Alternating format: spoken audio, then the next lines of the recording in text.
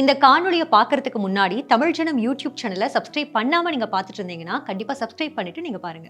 ஒரு நாட்டின் வெற்றி என்பது ராணுவ பலத்திலோ விண்ணை முட்டும் கட்டிடங்களை கொண்ட நகரங்களை நிர்மாணிப்பதிலோ இல்லை. சமூகத்தில் பொருளாதார ஏற்றத்தாழ்வுகளை குறைத்து மக்களை ஏழ்மையிலிருந்து மீட்பதே ஒரு நாட்டின் நிஜமான வெற்றி. அந்த வகையில் பொருளாதாரத்தில் முன்னேறிய G7 நாடுகள் மற்றும் சீனாவை முறியடித்து மாபெரும் சாதனை படைத்துள்ளது இந்தியா. ஒரு நாட்டின் வருமானம் அனைத்து தரப்பு மக்களையும் சமமாக சென்றடைவதற்கு பெயர் இன்கம் ஈக்வாலிட்டி.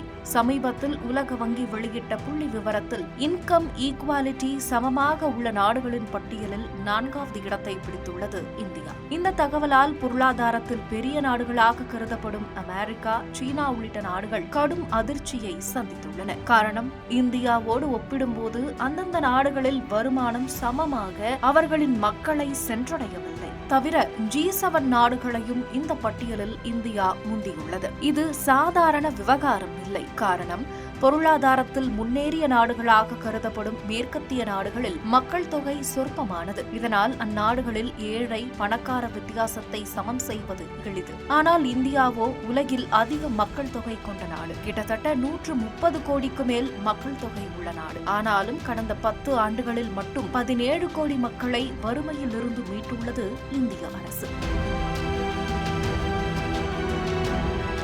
2012ஆம் ஆண்டில் ஒரு நாளைக்கு 200 ரூபாய்க்கு குறைவாக ஊதியம் பெறுபவர்களின் எண்ணிக்கை 16% இருந்த நிலையில் தற்போது வெறும் 2% குறைந்துள்ளது. அது மட்டுமல்ல, ஏழை பணக்காரர்களுக்கு இடையேயான வித்தியாசமும் வேகமாக குறைந்துள்ளது. மத்திய அரசு கொண்டு வந்த டிஜிட்டல் இந்தியா திட்டம், UPI பண பரிவர்த்தனை முறை, ஜன்தன் யோஜனா மூலம் ஏழைகளையும் வங்கிக் கணக்குகள் தொடங்க வைத்து நேரடியாக அவர்களுக்கு நிதி அளித்தது. Make in India, start up India, stand up India போன்ற திட்டங்களை செயல்படுத்தியது போன்றவையே இந்தியாவின் இந்த அபார வளர்ச்சிக்கு காரணம் என்கின்றனர் பொருளாதார வல்லுநர்கள். அதே நேரம் 30 வருடங்களுக்கு முன்பே வளர்ச்சியடைந்திருக்க வேண்டிய பாகிஸ்தானோ இன்னமும் கோலம் போட்டுக் கொண்டிருப்பதை சுட்டிக்காட்டி சில நெட்டிசன்கள் நக்கலடிக்க மறக்கவில்லை. இது மாதிரி பல சுவாரஸ்யமான தகவல்களை பார்க்கணும்னா தமிழ் ஜனம் யூடியூப் சேனலை சப்ஸ்கிரைப் பண்ணுங்க.